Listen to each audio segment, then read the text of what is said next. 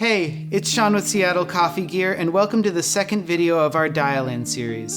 In this video, we're going to be talking about grind. Grind plays a major role in the timing of how our espresso pulls and ultimately how it tastes.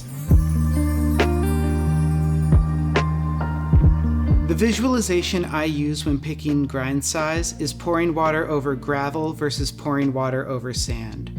Water flows really easily through that gravel coarse material and has a slower time passing through sand.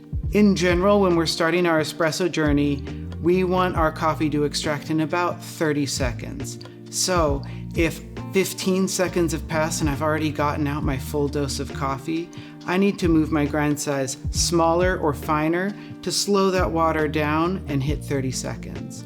If the opposite is true and 30 seconds have passed, and I've only gotten out about half of the amount of coffee I expect, I need to move my grind size larger or coarser to speed up that brewing time.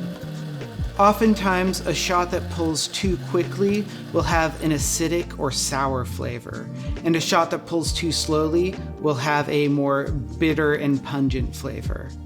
That's everything for grind. Be sure you catch our next video in this series. Thanks for watching, and keep making coffee you love.